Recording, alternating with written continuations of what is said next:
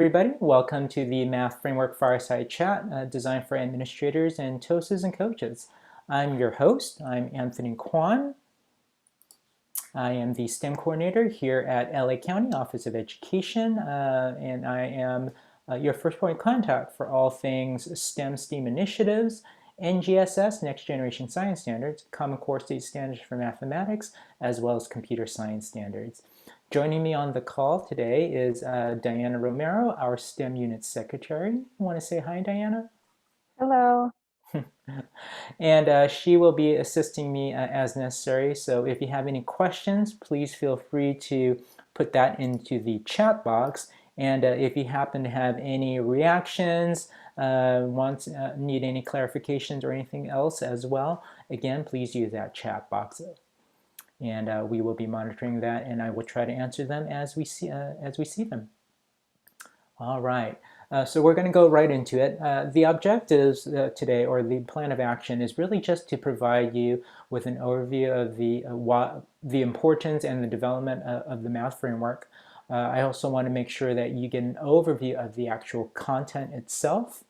Provide you with some points of contention. So some of the key pieces that are in the chapters that could potentially have some ramifications, or could potentially have some negative, I guess you could say, or positive ramifications for teachers as well.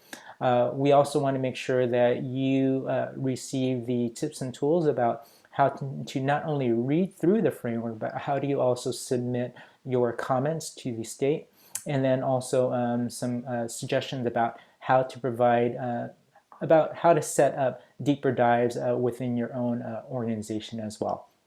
If you have not yet done so, please feel free to, again, use that chat box and type in the name of your school site or district and your role there as well. Okay. All right, so we're going to go ahead and begin with the importance of the California Math Framework. So the Math Framework is designed to essentially be your field guide in the implementation of the Common Core Math Standards. It is also your major source in terms of guidance for middle and high school pathways, as well as the guidance for implementing the Common Core State Standards for mathematics in terms of the standards for content, and equally important, the standards for math practices. We also want to make sure that you understand how the math framework also is the seminal document for the publishers when it comes to the instruction materials. I'm also going to take this opportunity now to also remind all of you that the math framework, the state framework, is a separate document from the standards itself, but the two play a role hand in hand, so it works collectively together. And also that this framework does not inform what happens with the Smarter Balance test. So the math and ELA test that students take every year. That's a separate project. And so this particular document, the framework, has nothing to do with testing itself, all right? And so when we get to the assessment chapter, I will probably repeat that one more time for you, okay? All right, here we go. So as far as the tasks of the California Math Framework, they are charged, the CFCC, which is the California Framework Commission, they are charged with really looking at what the writers have developed. And when they are looking through what the writers have developed, they're using state board approved guides and supports the implementation of the Common Core State Standards. And so there were 7 major guiding points that were approved by the state board. Within those 7 major guides, there were additional guidelines that were built into it for a total of 53 guidelines total. If you thought that was a lot, you should have seen the one for the California Science Framework, which had 97 guidelines. But this, again, all of those guides were the charge of the Framework Committee, and they had to ensure that all of those guidelines were met as the writers were writing the content. And so this is what you are actually going to be addressing, is the content and then being able to make those public comments. So the California Framework Commission, the California Framework Committee was led by Lori Ferrymuth and Diane Wilson, who were two classroom teachers. Just to let you know, once again, it's a panel of 20 people on board, and of the 20, 12 are classroom teachers. So when I served on the Science Framework Committee, the team of 20 was again made up of 12 teachers for elementary, for middle school, and for high school.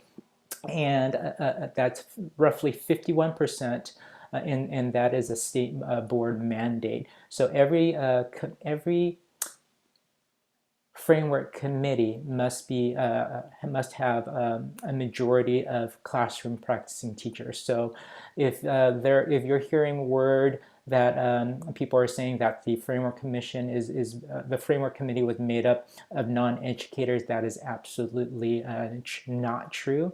It is 51% classroom teachers, and the rest of the team are made up of either college and university professors who are in the TEP program. They might be county office members. They may be professional development providers who have a huge stake and have been doing a lot of work with the state of California or across with other organizations, as well as organization members such as the California Math Council. So those are who the rest of the team are made up of. The writing team was led by Dr. Brian Jacob Lindeman, who is with Chico State University, and he was joined by his colleague Dr. Catherine Early. Many of you hopefully are aware of Dr. Joe Bowler from Stanford University, who was joined by her colleague Ben Ford, and it was rounded out by Dr. Jennifer Langer-Osuna from Sonoma State. And so these five were the lead writers, and Dr. Lindeman is the lead writer, so he's the one who oversaw the whole team. All right. So as far as the framework timeline, it began in 2019 with May, with the state board approving not only the timeline for implementation and the actual work of the framework committee, but also that is when they approved the application to be released. Throughout the months of June through November, the recruitment was made, and then final recommendations were made at the end of that period. Then in 2020, the state board approved who the final members of the CFCC were, and so the framework committee members, you can click on that CFCC there, and then you'll find out who the 20 members are. And then you can also click on the guidelines, and you'll be able to read up on all 53 guidelines. So February through December of 2020 is when the CFCC met, and they met pretty much all virtually throughout. And so they've spent many hours hashing out what the content should be and should say, etc., etc. In 2021, that's where we're now. We're currently in the first 60-day public comment period, and it's quickly ending because the public comment will end April 8th. And then once the first round of public comments are done, all of those comments are going to be sent to the CDE, who will send it to the Instructional Quality Commission, who will take a look at it through their math subcommittee. And then once they take a look through all of the comments, they will then send it to the writers. The writers will then read up through all of those comments, take the suggestions, and then go through another round of writing. And then we will have a second 60-day public comment period for you to, again, see what they have written, provide the comments, and then the cycle starts all over again. This time, the Instructional Quality Commission will take a look at the final piece that was written by the lead writers, and then they will make their recommendation to the state board. In November of 2021, the state board will have one of three actions. They will either approve the framework fully, or they will approve partially with recommendations that may be needed before they can fully approve it, or they can completely reject it. So since we are in the first 60-day public comment period, we don't know what the state board may do right now, but I have looked through the document. I think it's worthy of it being approved, and so we shall see what happens. Then in 2022, the framework will then go into full implementation, and that is when the instruction materials are going to be developed. And so that is when the all the vendors are going to submit their programs for approval. And I'll talk more about that process a little bit later as well. And then in 2023, that's when we should expect another round of math adoption. So if you just recently completed your math adoption, it starts up again in 2023. Again, I'll talk a little bit more about that. And then that's also when we will see some professional development around the math framework, as well as the next round of refinements to testing as well. Okay. So we are now going to go ahead and move into the purpose of the framework. Oh, let me get Stephanie in. So why do we need a framework? So here is the Ed Code 60200, which requires that instruction materials for grades K through 8 be state adopted at least every 8 years. So this is why we need a new framework, because of the adoption. Since we are a textbook adopting state, we are mandated to have a brand new set of framework that will guide the vendors with the instruction materials, and then that's what starts the process for adoption. So again, we have a new process that will hopefully be taking place, and in the sense that the vendors will have to attend or be highly recommended by the state board or CDE to attend a one-day training around the chapter that's specifically written in this framework. And again, when we get to that chapter, I'll talk a little bit more about that as well. So as far as the purpose of the review, that's again the guidance from you in the field, because this is your opportunity to lend your voice to what should and what should not be included. Not to mention, it's always helpful to the framework writers to hear from practicing teachers in terms of their thoughts and opinions about what's written in that. So let's go ahead and get started. What is in the 2013 framework? So again, as I go through all of these chapters, we are not taking a deep dive. If we took a deep dive, that's actually a week-long training, but we're going to give you a surface level overview of what each of the chapters are going to entail. Okay, so again, if you have any questions, if you have any gut reactions or anything, use that chat box. We'll take a look at that and I'll respond accordingly. So as far as the 2013, as far as the new framework, what should you be able to see? Basically, there are some major things that are happening. There is going to be a deeper emphasis on access and depth. So it's really talking about how we need less remediation or acceleration. There you will see from every chapter pieces about equity and engagement. This is the first time you're hearing this term big ideas, which is basically a lens for teachers to be able to use as they begin their teaching, which is going to emphasize the use of the mathematical practices. And then there's also something called content connections and drivers of investigation that is also going to lend itself to teachers as students move up the grade level.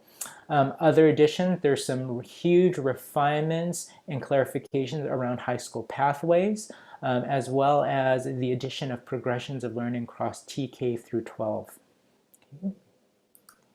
You will also notice in the chapters, you will also notice in the framework 2 important chapters, which is actually going to be tackling specific content, namely number sense and data science. And then there's also a chapter that's going to talk heavily about the standard for mathematical practices.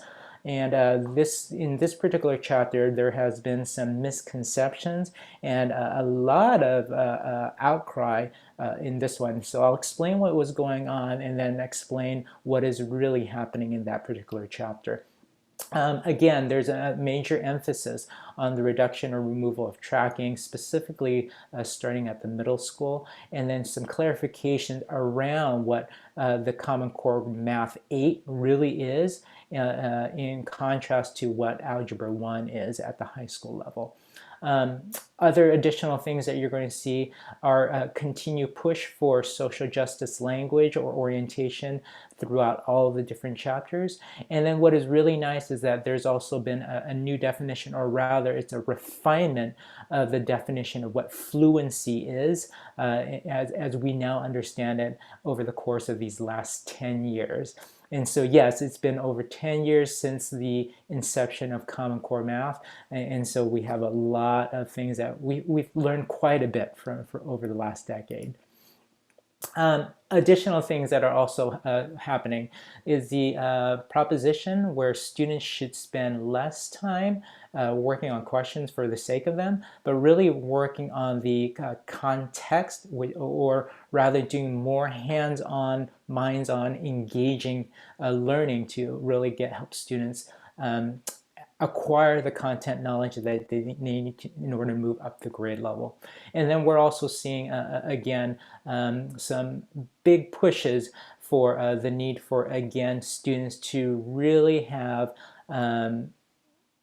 real live mathematics or real live engagement in the authentic sense, and then a relationship between these investigation and core practices. Heather, wondering if this means that there will be no state-approved combined middle school path in terms of grades 6-7 and 7-8 over 2 years, so students are eligible for Algebra 1 in 8th grade. Oh, wait till we get to that chapter. I can't wait to tell you what's happening, because you will have a gut reaction, as I had a huge gut reaction to this as well. How will students be eligible for AP Calc by senior year? So again, we'll talk a little bit more about that in the when we get to that chapter. Okay, and if yes, you want to know what the research is, and I can tell you that every single chapter has research based in it as well. Okay, so let's go ahead and get right into the chapters themselves. So again, this is a quick overview of what you can expect to read, so that if you haven't started, here are some of the key pieces that you want to be sure that you're looking out for. And if you have started, then maybe you'll catch on to some of my key points, and you may want to go back and read through it with that particular lens in mind as well. So how is the 2022 framework different from the 2013? So on the left-hand side, those are all the different chapters, and there is roughly about something like 28 chapters, because if you take the intro overview, TK through 8th, they each had their own specific chapter. So there was a first grade chapter, second grade, so forth. Then you had an integrated and a traditional separate path or separate chapters, along with a separate chapter for higher level courses. You had the universal access, instruction strategies, so forth. It was just a lot of chapters. In the new one, there's actually only 13 chapters. So chapter 13 is the glossary itself. So they have really condensed a lot of these pieces from the old one into the new one. And so you can see that as far as the chapters themselves, or the number of pages, is actually quite a bit shorter, but a lot of language that is still being used, a lot of research that is also used to help justify many of the recommendations that are made. So again, the framework, that is also again what the framework is. It is a recommendation for what should be happening in classroom and how things should be implemented at the school district site level as well. Okay. So chapter 1 is definitely the chapter that everyone should read first. Do not pass go until you actually read through chapter 1. So as far as chapter 1 goes, chapter 1 still focuses on the core ideas from the 2013, which is around the coherence, focus, and rigor.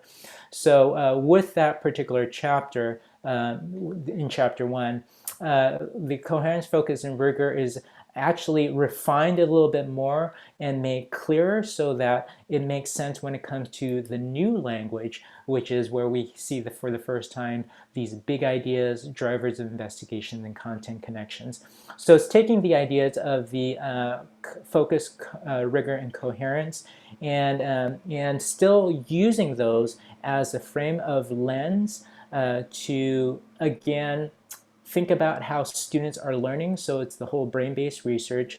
And then again, also looking at how we need to change not just the teacher's mindset or paradigm, but also students. Because the push in this particular framework is really around student sense making. So it's not just the conceptual understanding, but the conceptual understanding that makes sense to a student. Not necessarily for a teacher, but for a student. So it is going to be up to the teachers to really think very carefully about how the delivery and the pedagogical pieces are going to be used to impart that knowledge or that understanding for students as they, again, spiral up the grade levels from TK all the way through 12th grade.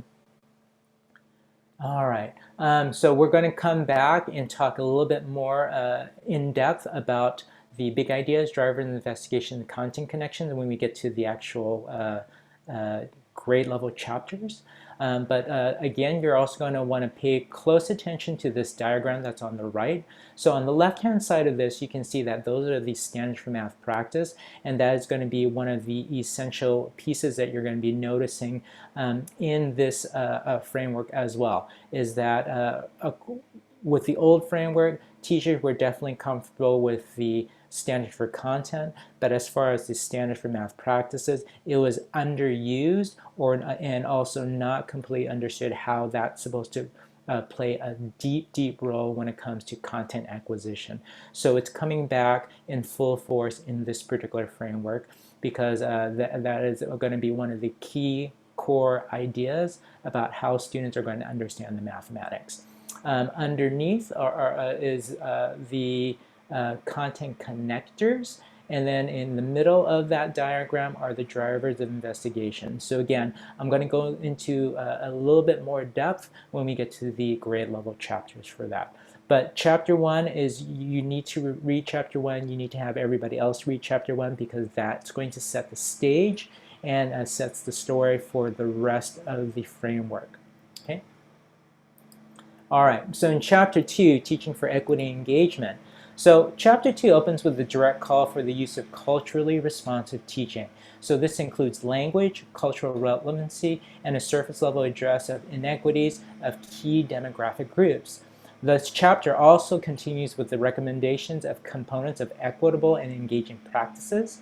What's nice about this chapter is that this is where we also begin to see vignettes and snapshots to provide a better sense of what this should look like in the actual classroom. So in the table of content for this chapter, you can see it's going to be heavy around the components of what equitable engaging teaching should look like, which is again around these big ideas, making sure that students have authentic experiences, so around engaging tasks. It should be tied to social justice, as well as getting students to really begin practicing those standards for math practices, starting with student questioning and conjectures, as well as really thinking about reasoning and justification. And of course, you can see there's going to be the Universal Design for Learning Guidelines, or the UDL, that is so prevalent in our lives right now. You're also, again, going to see this idea about the need to teach to the big ideas, which is really, again, the paradigm in which teachers are going to need to help develop so that they can organize the content in such a way that's going to be understandable for kids. But again, it's also something that they'll be able to take as they move up the grade level. So this is going to allow students more time to really connect with the content, as well as be able to hopefully link multiple practices and content standards at the same time. And again, it should be taught with a coherent approach, which again goes back to the old frameworks ideas of focus, coherence, and rigor. Okay, and so again, these ideas of teaching the big ideas come from Joe Bowler's work along with her colleagues, which is from What is Mathematical Beauty? So that's why that particular book is there. So if you wanted to use a book club or something like that over the summer, that would be a great way of getting teachers more information about how that could look like. In chapter 3, number sense, this is first of 2 chapters that's devoted to exploring the development of particular content areas. So number sense is a crucial foundation for all later mathematics and is also an early predictor of mathematical perseverance. What's nice is, again, is in this chapter, it breaks down the content by grade span. So that's kind of what you're seeing here is that picture of what it looks like in terms of TK2, 3, 5, 6, 8, and the high school. So again, beginning with the TK goes all the way up to high school. And again, in this chapter, you will see vignettes and snapshots, which again are provided to give a sense of what this should look like in the classroom. And many of the vignettes and snapshots are what we have seen or has coming from the actual field itself. So that is a great boon to us because all the vignettes and snapshots that you read about have already taken place, have been tried and true. It's been vetted. So that's something that teachers can actually try. Okay. In chapter 4, exploring, discovering, and reasoning with and about mathematics, this chapter is about the development of related clusters of standards for math practices. So this is just one lens of many and is beyond the scope of the framework to develop a progression for all SMPs. So earlier I had alluded that there were a lot of people who had heard about this particular chapter, and basically the huge hubbub was that the misconception or there was a lack of understanding that this particular chapter is really about just how teachers could bundle these standards for math practices. In earlier comments or things that I had heard in the field, many people were outraged because it was the understanding that, oh, the framework is now saying that we only need to focus on 3 math practices. That is not the case. In this particular chapter, it is just taking the example of 3, which is SMP 3, SMP 7, and SMP 8, and how those 3 come together in such a way that brings in the other standards for math practices. So again, it provides a lens in which a teacher can use to help their students not only use those standards for math practices in an authentic way, but it also gives students the ability to really work with it carefully, and which allows them to make sense of the content as well as the actual practices themselves.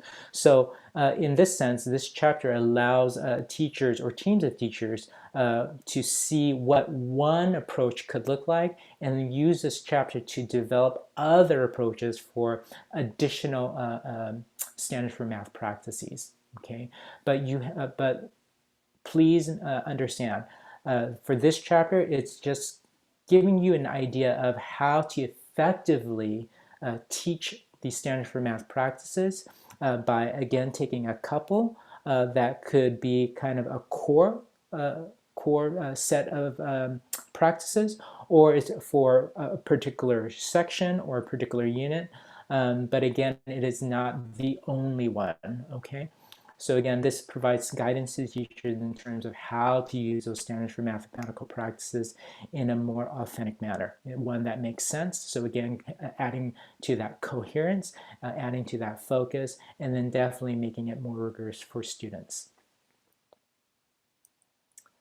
So The other thing that's happening in this chapter is that there's this emphasis on the habits of mind, which many people are already familiar with. And you can see that these four major bullet points are actually tied to, again, the standards for math practices.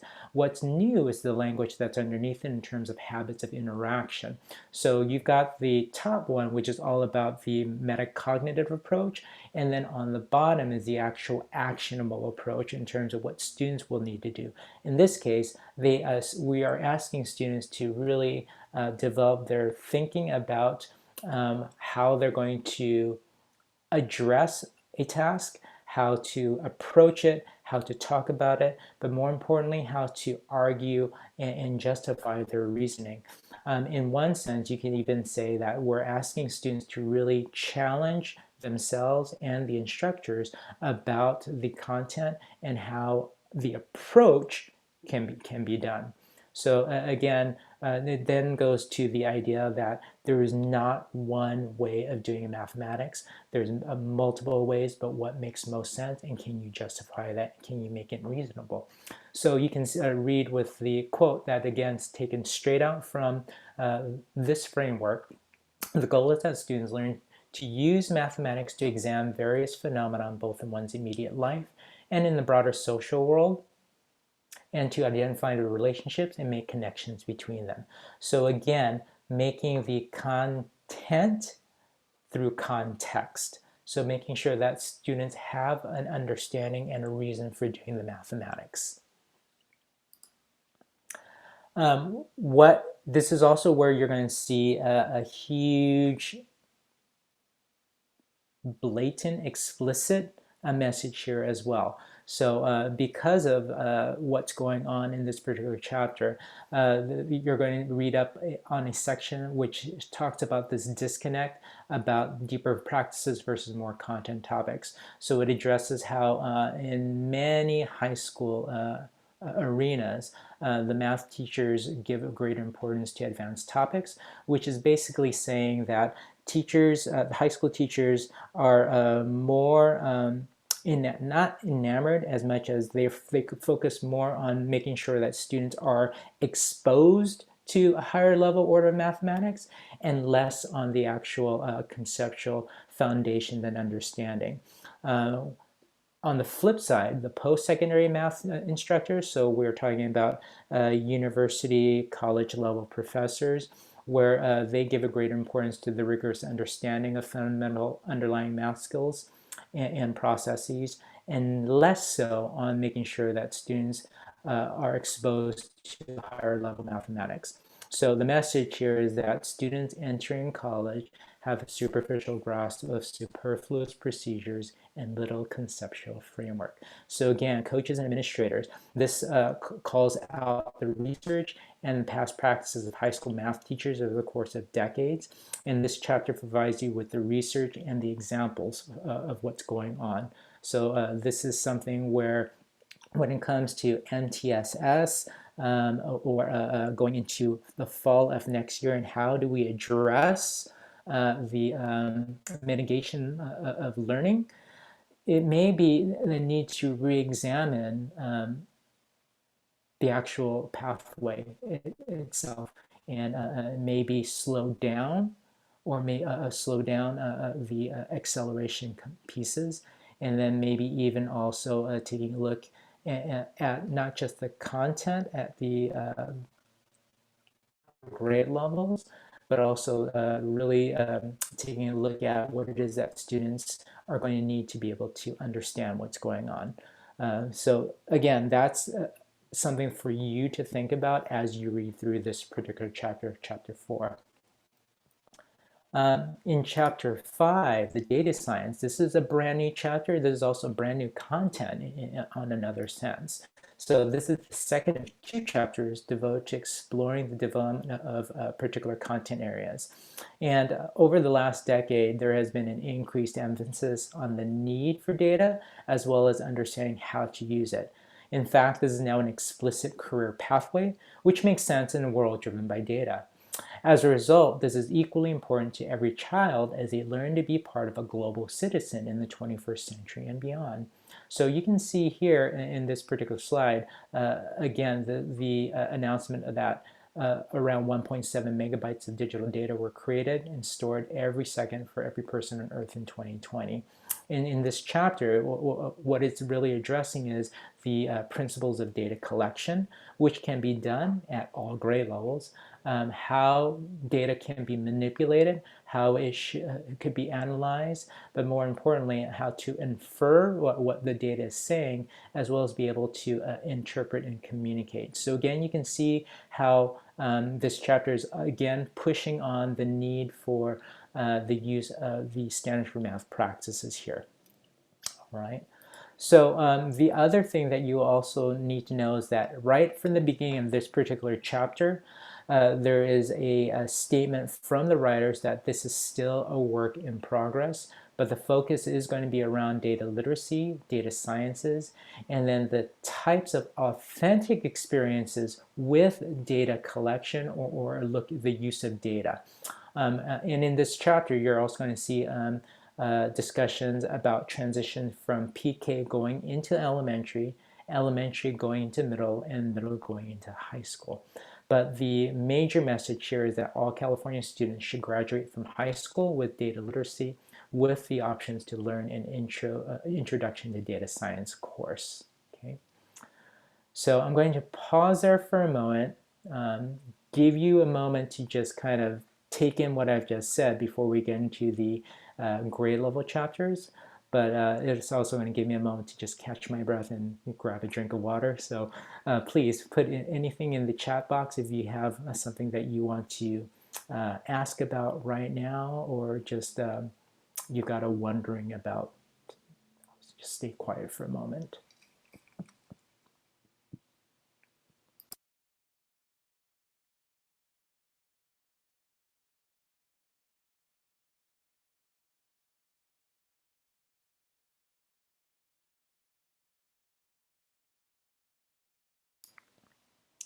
Okay, so no comments or reactions yet. So let's go right into the grade level chapters. All right, so chapters 6, 7, and 8 are all about the elementary, middle, and high school chapters. So all grade span chapters will contain the following. So you've heard me use terms vignettes and snapshots. So the vignettes, what you're going to be seeing in vignettes are a series of multiple lessons from start to finish, which is a really, again, a nice thing because you'll be able to read up on what a series of lessons should look like that is focused, that is coherent, and is of rigor. The snapshots are exactly what it sounds like. It's just one lesson within a vignette or within a series. But what you will notice with a snapshot is that you don't necessarily know what's happening before or what's going to be happening afterwards. The additional piece that you should also be aware about are the use of the environmental literacy initiatives here. So in this case, all of the vignettes and the lessons that are being used, again, are focused with intention of making sure that there is a context for the learning, and so the environmental literacy initiatives provide that. You'll have heard of this term before if you've ever read the NGSS, the science framework, but you've also seen the environmental literacy initiative pieces in the C3 or the history framework. The environmental literacy is now showing up here in the mathematics and are also going to show up in subsequent content frameworks from this point forward. So we will be seeing it in the ELA ELD framework when it's time for that to be rewritten. We'll be seeing in the health framework, which we are now, as well as all other content framework as well. So it's important that students have some kind of a real world connection as they are learning the content. The other thing is that, again, as I mentioned, you are going to see language coming specifically from the ELA, ELD, as well as NGSS. So the thought is that all the content frameworks will be working collectively together and not in isolation. So that is why you're seeing that right now. So the math framework will have components or language coming from that ELA, ELD framework, as well as the science framework. Heather, thinking about parent education around all of these shifts in math teaching and learning, will there be recommendations about how to share this with families in a digestible way? So to that question, yes. And so we're going to get to that chapter that will address some of that. I find that much of the time parents have a hard time trusting curriculum and structure of math learning due to it being vastly different than how they learn math as students. And you're right, and we are still seeing that now even with a Common Core. And so it's an ever it's a problem that will not wholly ever go away, unfortunately. But unlike the current framework, this particular framework, the upcoming one, does address how to work with the community members on that. Okay. And yes, you're right. That goes for teachers as well. And so we'll talk about that when we get to the professional development component. All right. Other things that you'll notice in all of the chapters. So all the chapters will contain the use of the drivers of investigation. So the drivers of investigation really is the why of learning. The content connectors is addressing the how of learning. And the big ideas, again, is just the way of is the paradigm in which teachers will be able to, again, take the content and make sure that it is focused and that it is taught in a coherent manner and that it is rigorous for all students. And again, you can see the term progression. So that we're really excited because this is where we are going to see a consistent progression chart for the entire state of California. Previously, we did not have progression charts in the math framework, so the current framework.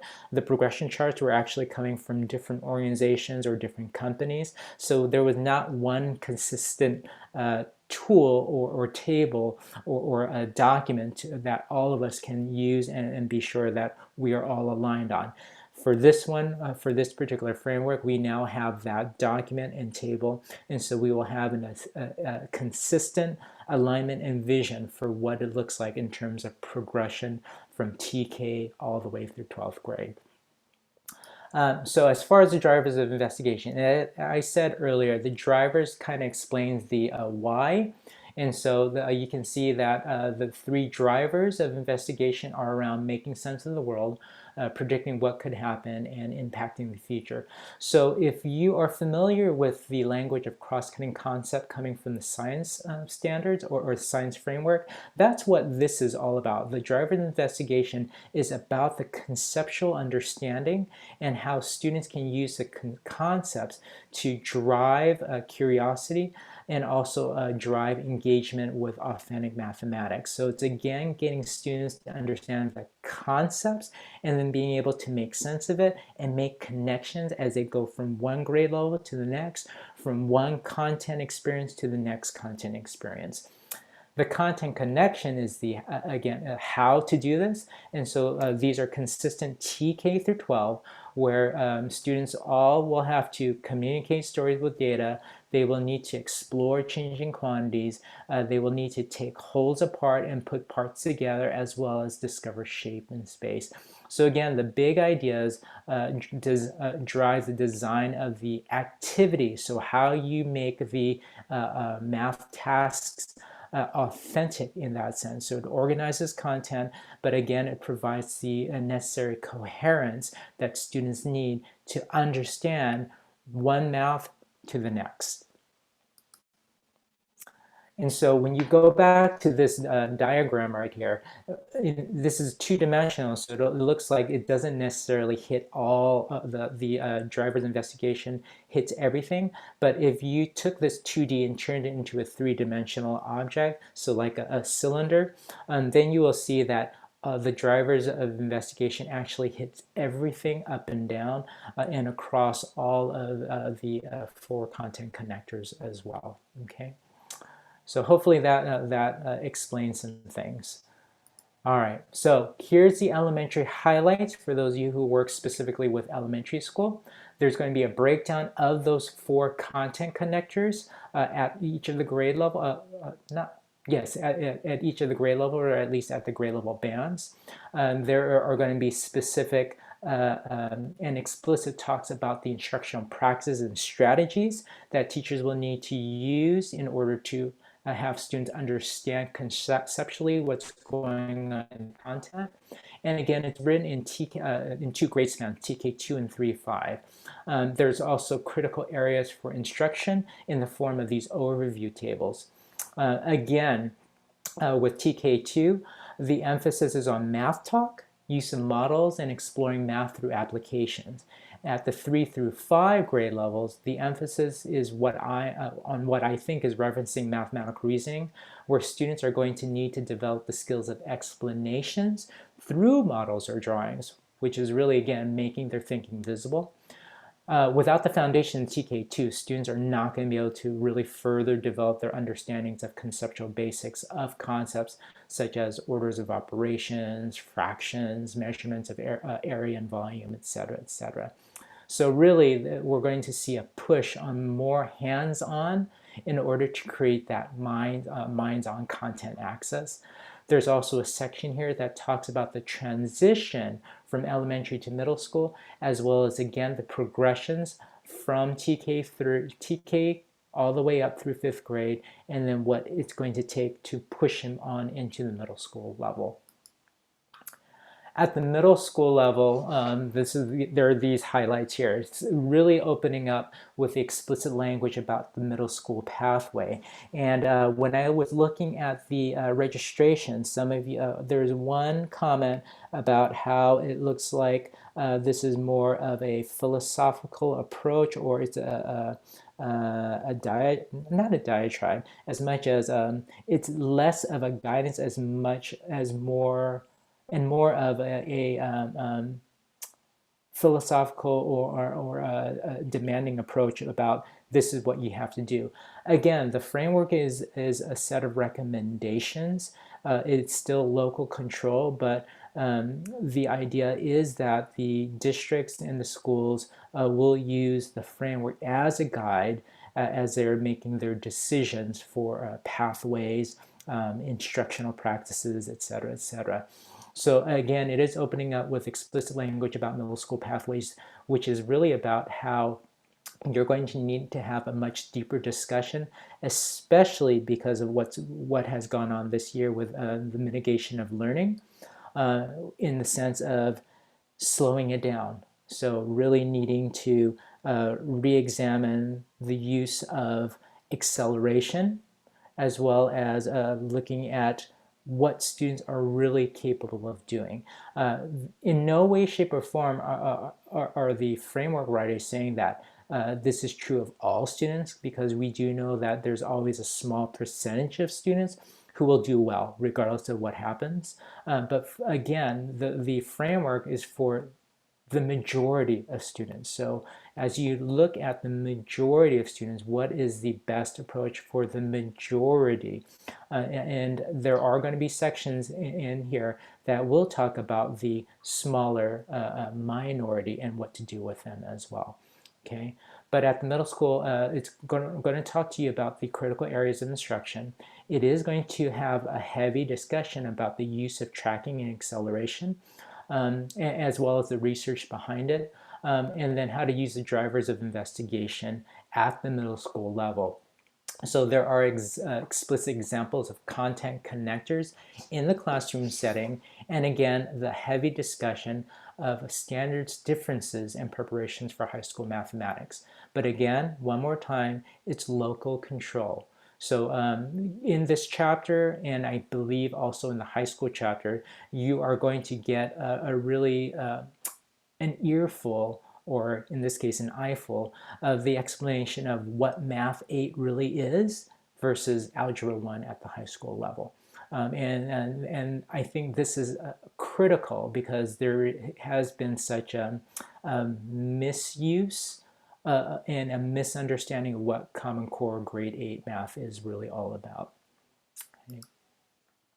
At the high school, again, opens up with research from the NAEP and PISA along with transitions from 8th grade. So again, talking about the clarification and addressing the misinterpretation of grade 8 mathematics, as well as acceleration practices. In this high school chapter, it really is going to focus on essential concepts that all high school students should have by the time they graduate. And it also talks about exclusionary math. I'm going to just leave it at that. Remember that I'm merely the messenger here at this point, and I'm just providing you with enough information that will hopefully get you thinking about what it is that you're reading when you get to this particular chapter.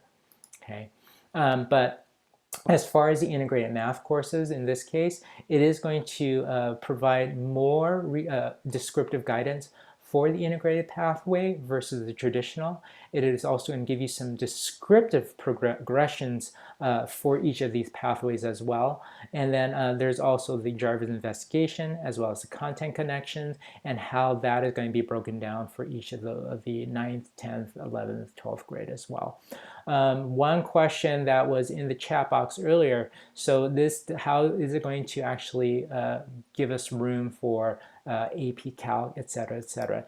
So one of the things that this chapter is actually also saying here is that there should be a common freshman and sophomore experience. So again, no acceleration taking place for the first 2 years of their high school, and then opening up with a broad option for junior and senior year, which includes calculus, pre-cal, etc., etc., etc.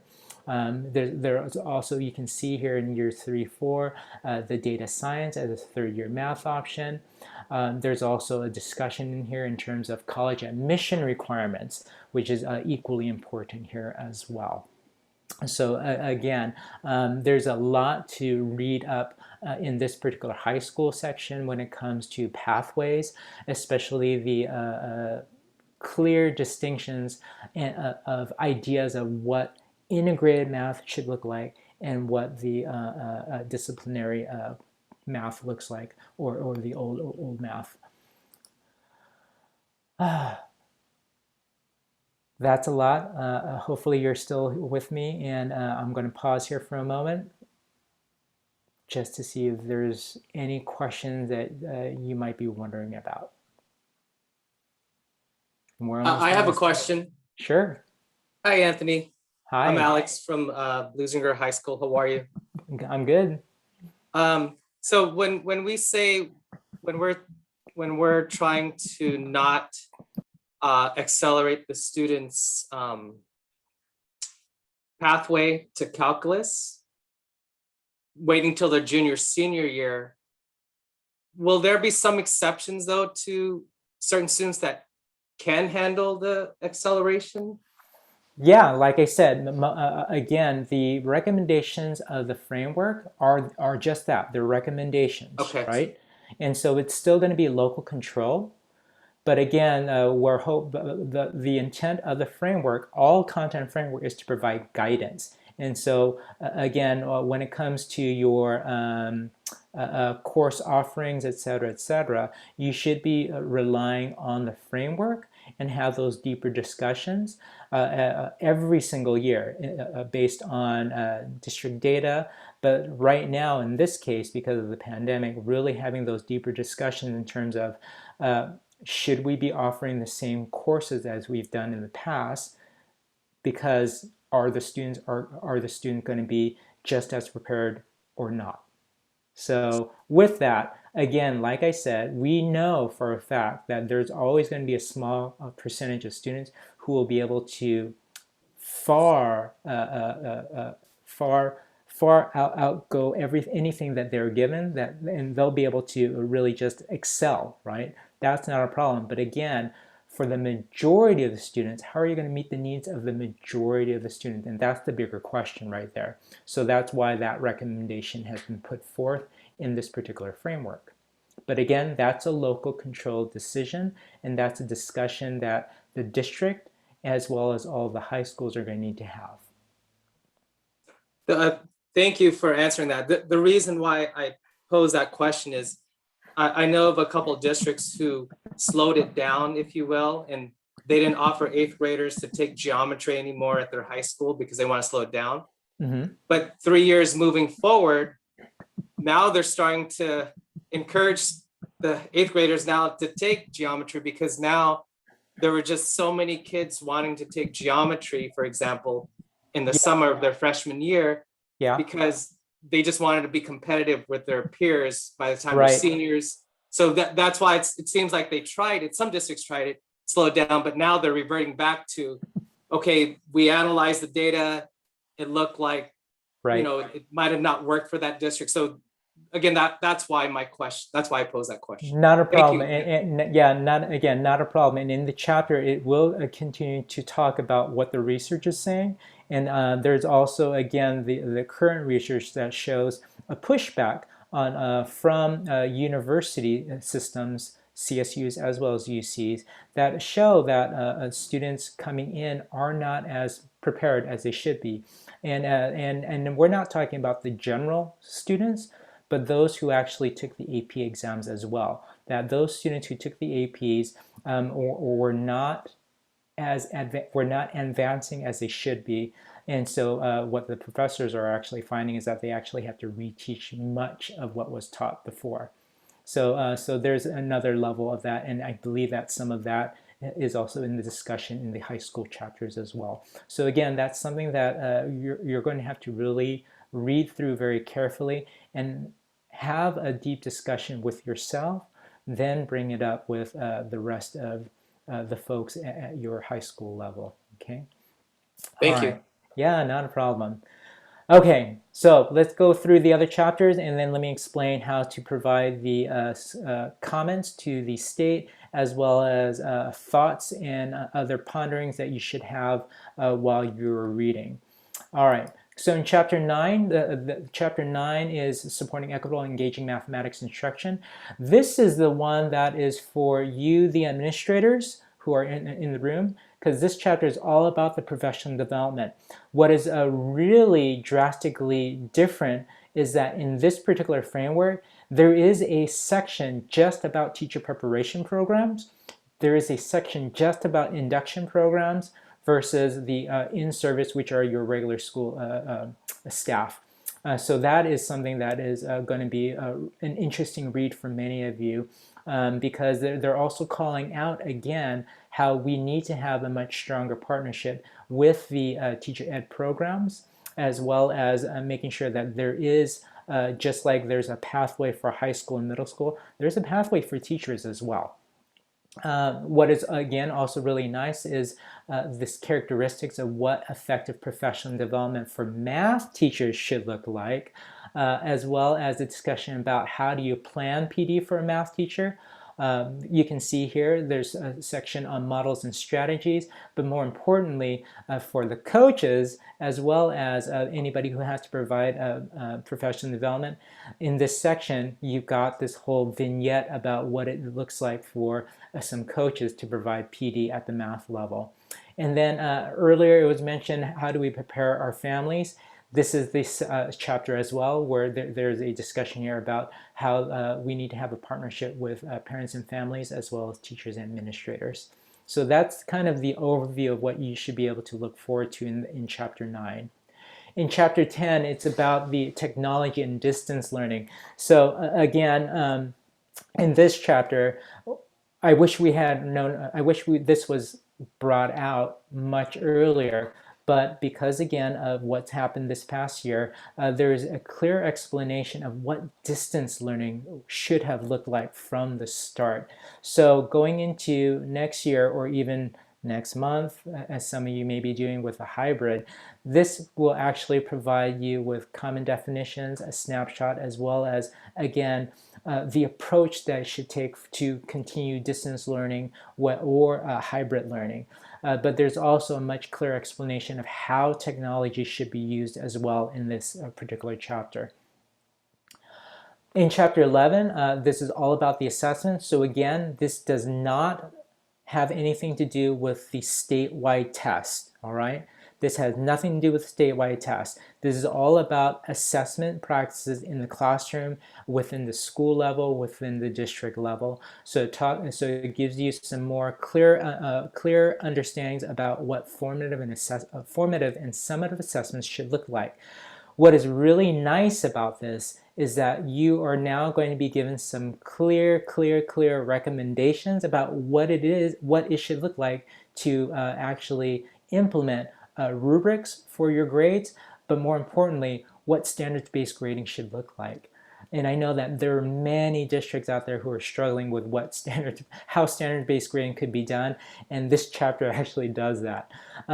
In this chapter, with the description of the aspects of testing, that's the only time it will talk about the statewide test, but again, it does not inform the statewide test. So this will actually provide teachers with some clarity about the state testing itself in terms of all the different components. In chapter 12, this is the chapter that is intended for the vendors. So it begins with the criteria with 3 types of programs. In this case, basic grade level, which is your TK through 8th grade, Algebra 1 and Math 1. That's it, okay? Because again, when it comes to the state of California, we mandate textbook adoptions in K through 8th grade. High school is not included for any subject. More on that in just a moment. But with the categories of criteria for evaluation, you're going to get some clear understanding and verbiage around what the vendors have to do when it comes to math content and alignment, when it comes to program organization, what assessment should look like, access and equity instructional planning.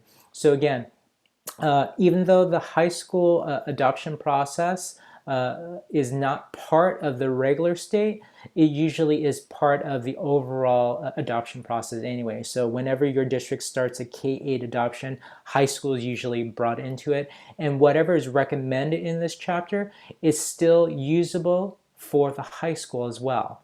The other thing that you should also be aware of is that there's also components about social content that has to be included for all of our instruction materials, and 3 concepts that are going to be critical for the publishers. So again, this is working towards high quality instruction materials.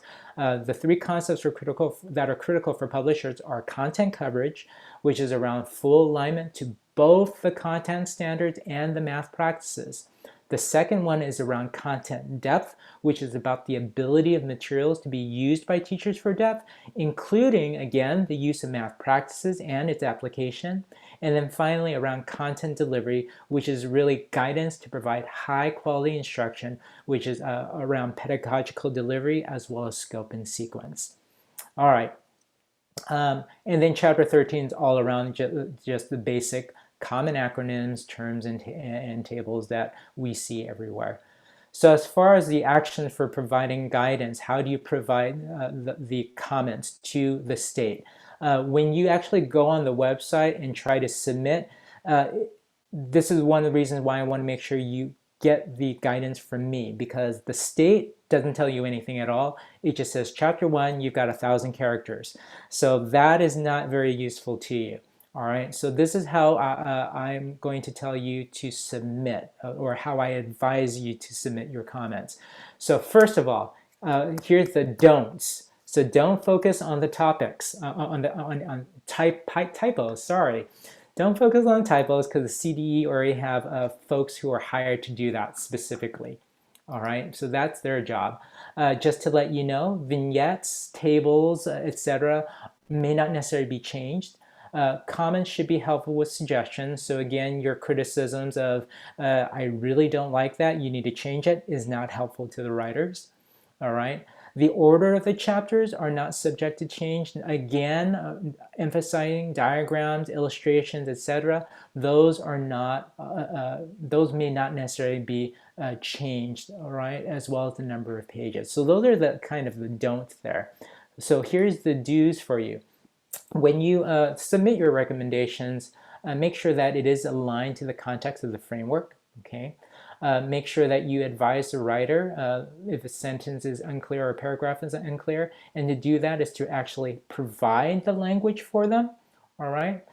Suggest an item to add to a table if you really feel strongly about something, or if you really feel strongly about deleting something, make sure that you at least have some justification for it.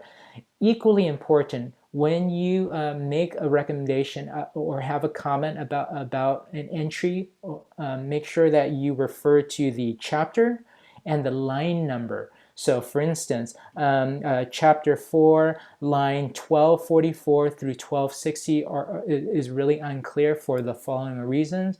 Maybe what will help if you use the following language and you type it out for them, all right? So that would be helpful. I kind of already told you who reads the comments and what happens to it. What we're going to now move into are the questions to consider as you read through the documents, okay? So again, as you read through the framework, it's equally important that you have the right lens as you make your way into the documents. So here's your guiding thoughts or questions. The first set is huge because it calls for explicit instructional shifts and paradigms. So because it's calling for these shifts and paradigms, does the framework that you're reading, the draft, does it adequately support the standards for math practice? What do you consider the strengths and weaknesses, and then what would you like to keep? And you're going to see a lot of these are kind of repetitious, all right? The California Math Framework includes this big ideas, drivers investigation, content connectors, all these brand new stuff. Does the draft math framework help teachers develop the variety of expertise to be able to translate that equitably in the math classroom? So how would you improve upon the example unit sequences? How would you improve upon the description of the drivers and connectors? What grade levels did you focus on? What would you like to keep? As far as the guidance for middle school, specifically around that explicit language about courses for grades 6 and 8, do you find the provided information to be helpful? What suggestions would you like to make or recommend? And again, what would you like to keep in that? Same for the high school, as far as the high school explicit descriptions that are now in this one. Is the comments and the resources useful? What suggestions would you make, and what would you like to keep? As far as addressing all of the different socioeconomic groups, do you think it does this successfully? What improvements would you make, right? As far as assessment, again, does the framework address it well? Equity in math, does the draft address it well, especially when it comes to the need for support for equitable practices and paradigms? And then if there's anything else that's missing, again, feel free to add it, because you will have that ability to tell the writers what you really think and feel about that. So as far as holding your own event, so as far as a next step for you once you leave today is, will you be willing to hold math framework book clubs within your own school or district? And if so, who's going to be responsible? Who would be the point of contact? What resources do you need? If you need resources, please feel free to contact me and I will do what I can to assist. But as far as the logistics, who would be the point of contact? Will everybody just submit their own, or do you want to submit it as a school, as a district, et cetera, okay? So to submit, that's where you can find the submission link, HTTPS, and Diana, if you want to type that into the chat box. But this is also where you'll be able to find all the different chapters. But if you make sure you save my resource link, that's where all the chapters are also there too. I've downloaded them and uploaded them into that particular one so that you don't have to keep going back to the CDE website. But that is where you can find the submission link for all of your comments, okay?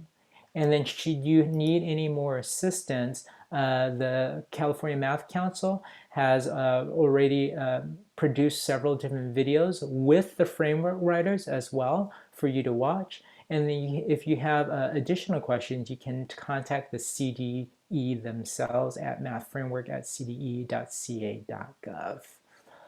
All right, so that's my presentation to all of you. I hope that that gave you enough of information to at least think about what it is that you might want to look for when you begin your reads into these chapters, or if it at least gives you enough information about what the whole framework is starting to look like as well.